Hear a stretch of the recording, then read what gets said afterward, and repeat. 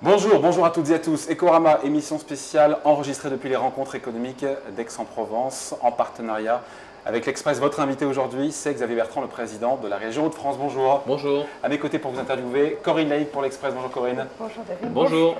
Vous avez participé donc à une conférence dont le thème est la France peut-elle donner un nouveau souffle à l'Europe.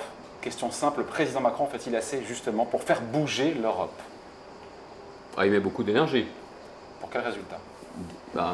L'avenir va le dire, parce que là aujourd'hui, l'Europe est clairement à la croisée des chemins. C'est stop ou c'est encore.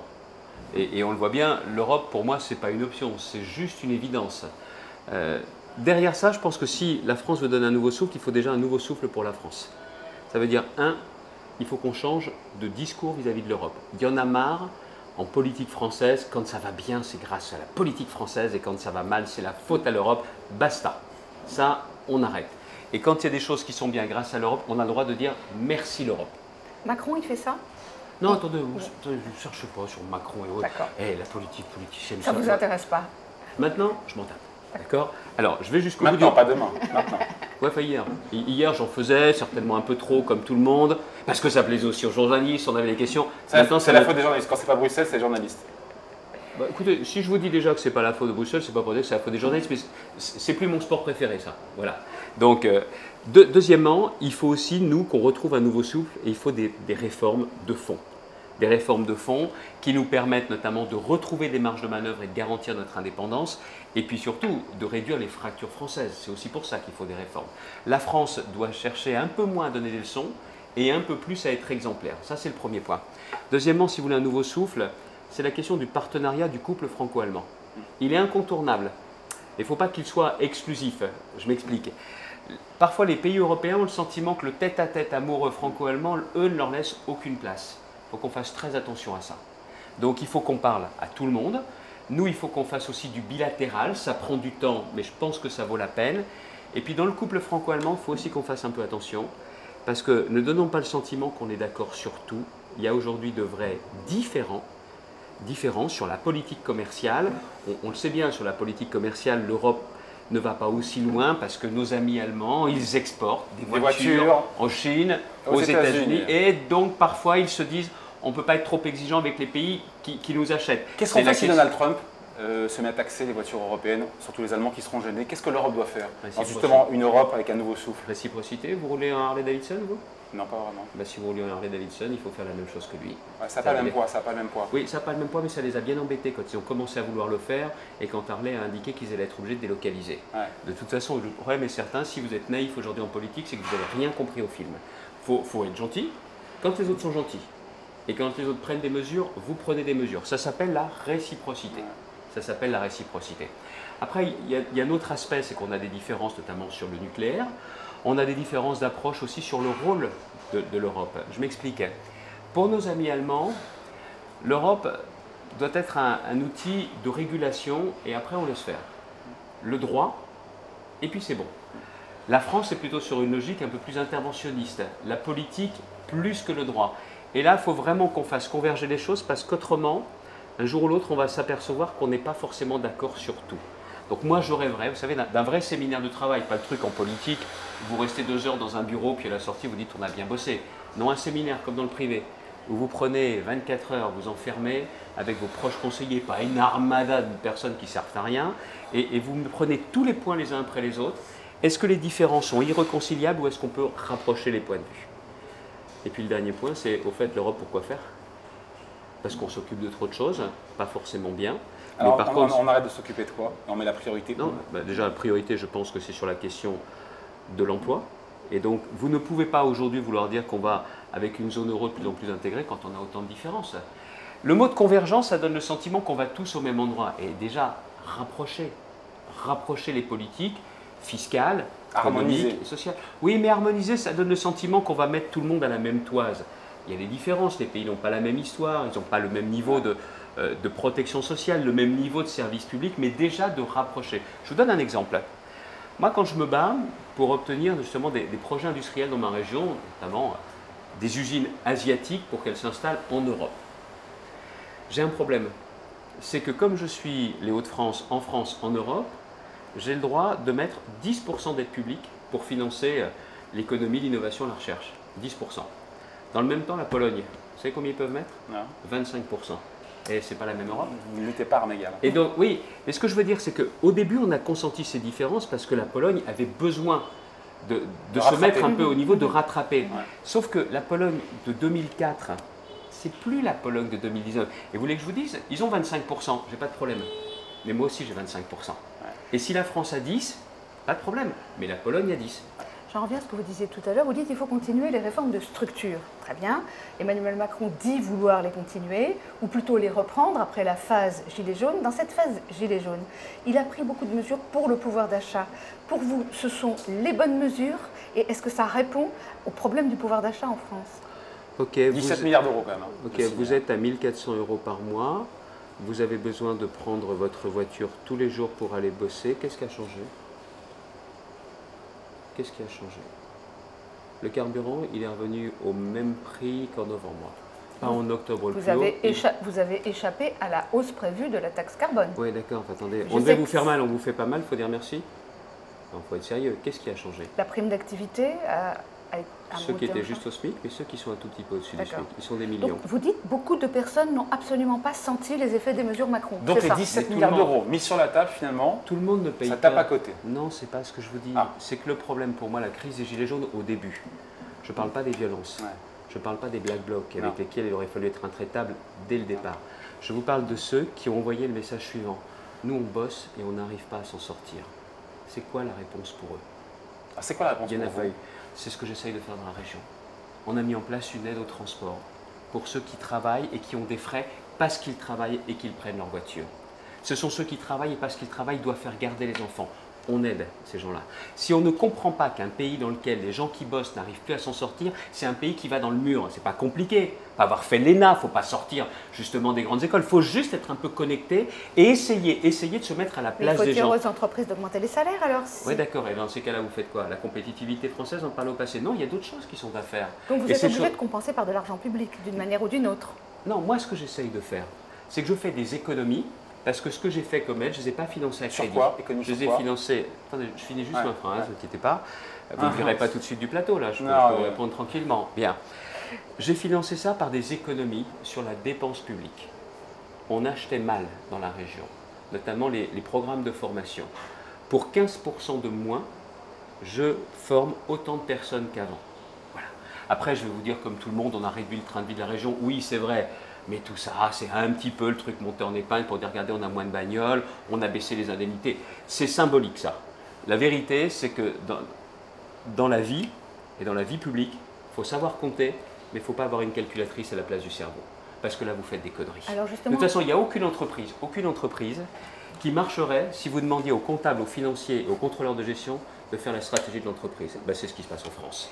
Et pas depuis 2 ans, depuis des années. Donc ça voilà veut dire pourquoi on arrive à ça. Le gouvernement a raison non, je ne suis pas là pour distribuer des bons points. Non, c'est intéressant de savoir si... Non, parce que ma table ronde, c'est sur l'avenir de l'Europe. Voilà. C'est pas de savoir si je distribue un bon point à M. Macron, un mauvais point à M. Le Maire. Ça ne m'intéresse pas. Dans l'avenir de l'Europe, il y a la question des déficits qui se pose. Et la question de savoir s'il faut profiter du niveau actuel de l'argent. Mais profiter. Et là, on est avec une forme de morphine. Le vrai sujet, c'est que dans ces conditions-là, si vous décidez de vous endetter, il faut aussi que vous redeveniez vertueux. Elle est où la baisse de la dépense publique depuis 2 ans? Elle est où? C'est partout. C'est le parent pauvre de la politique du président. Oui, bien sûr, mais attention, le problème… Mais est-ce que, pardon, il n'y a pas un changement de paradigme? Je ne peux pas répondre à vos questions alors. Mais si, parce que derrière, il y a du contenu. Il faut quand même comprendre qu'aujourd'hui, c'est-à-dire c'est un des thèmes ici à Aix, de se dire, on est peut-être dans un changement de paradigme en termes de taux d'intérêt, avec des gens qui vous disent, très sérieux, Olivier Blanchard, ancien du FMI, qui vous dit, on est sur 10 ans devant nous de taux d'intérêt à 0. Est-ce que ça ne change pas votre regard aussi sur peut-être investir dans la croissance, dans la transition écologique, et non pas te dire il faut réduire les déficits? Est-ce que les priorités n'ont pas changé? Moi, j'ai économisé les 2 premières années 240 millions d'euros sur le fonctionnement de la région. J'aurais pu faire plus. Et je ne l'ai pas fait. Pourquoi? Parce qu'après, je cassais des dynamiques. Je me privais de politique. Donc je sais qu'il faut que je compte, que je me désendette, que je puisse investir et financer de nouvelles politiques. Mais encore une fois, j'essaye de ne pas avoir une calculatrice à la place du cerveau. Maintenant, derrière ça, allons jusqu'au bout du raisonnement.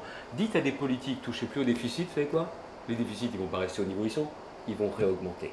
Et le jour où il y aura un retournement des taux d'intérêt dans 5 ans ou dans 10 ans, faire confiance à M. Blanchard, là, vous inquiétez pas. Personne n'aura justement anticipé les choses parce que bien souvent en politique, les gens préfèrent quand même être cigales que fourmis, c'est plus sympa. Mais parce que ce n'est pas comme ça que vous pouvez réussir. En revanche, il y a plusieurs choses. C'est que faire de bons investissements, des investissements pour la croissance, investissements notamment au niveau européen dans la défense. Ça, je pense que ça devrait être sorti du pacte et des 3%. De la même façon que les investissements en matière, non pas seulement de transition écologique, mais sur l'urgence climatique. Là, je pense que ça a du sens de pouvoir les sortir. Mais pour de l'investissement et pas de la dépense de fonctionnement. Oui, voilà, parce que quand vous dites, je le répète, quand vous dites aux politiques, ne vous inquiétez pas, c'est des taux négatifs, faites comme si de rien n'était. Ah, il n'y en a pas un qui va réduire la dépense publique. Hein. Ouais, on voulait vous parler aussi des retraites, sujet qui est anxiogène pour les Français avec cette grande réforme qui se profile. Il est possible, ce n'est pas confirmé, que le gouvernement, dès l'automne, Xavier Bertrand, prenne des mesures pour renflouer les comptes. Comment on parle d'augmenter le nombre de trimestres nécessaires pour accélérer la réforme Touraine? Est-ce que vous soutenez, encore une fois, ce principe-là, au-delà du président, cette idée de travailler plus, il est de droite quelque part aussi, ou est-ce que vous dites, il n'est pas dit le président qu'on ne faisait pas de réforme paramétrique, et finalement c'est ce qu'il est en train de nous faire sans le dire vraiment? Et soutenir l'hypocrisie, vous vous foutez de moi là? C'est une question que je pose. Non mais je vais soutenir leur hypocrisie, vous rigolez. Donc on est en pleine hypocrisie. Voilà. Il ne faut pas prendre les Français pour des imbéciles. Allez. Parce que ce qui nous a été dit, c'est non, mais vous inquiétez pas, on va faire une grande réforme par points, on ne vous demande pas d'effort. Okay, et puis après, c'est mais on ne touche pas à l'âge légal, il va y avoir un âge pivot. Okay, mais alors attendez, l'âge pivot, il faut bien qu'on vous explique. Hein. Malus. 62 ans, c'est l'âge légal, mais si vous partez à 62 ans, vous allez toucher moins. Non, mais on prend pour qui les Français? Moi j'en ai marre de ces réformes où, au final, on avance masqué parce que ça ne marche plus, ces trucs-là. La com, ça ne marche plus. Il faut dire les choses. Il faut jouer carte sur table. Ça plaît ou ça plaît pas. Moi, le président a dit qu'il faut travailler plus. Il l'a dit, il faut travailler plus aussi. Alors, si vous voulez travailler plus, c'est simple. C'est l'âge légal. C'est-à-dire qu'à partir du 1er janvier 2020, vous remontez l'âge progressivement de 2 ou 3 mois par an. Ça veut dire que dans 10 ans, pas demain, dans 10 ans, on sera à 64 ans d'âge légal. 64 ans légal, mais si vous avez joué carte sur table. Et vous êtes favorable à ça? Largement, oui. Largement. C'est nécessaire. Je le propose moi-même depuis des mois. Sauf qu'il faut juste avoir le courage de dire aux Français. De toute façon, le choix se réduit à la question suivante. Est-ce que vous êtes prêt à bosser un peu plus si vous vivez un peu plus, ou est-ce que vous voulez toucher moins? C'est ça. Et la question n'est jamais posée comme ça dans les sondages. Moi, je le fais régulièrement, notamment avec mon association, la Manufacture. On réfléchit sur les problèmes de société, on cherche des solutions. J'interroge les gens. Je leur demande de voter. Ce n'est pas 50-50.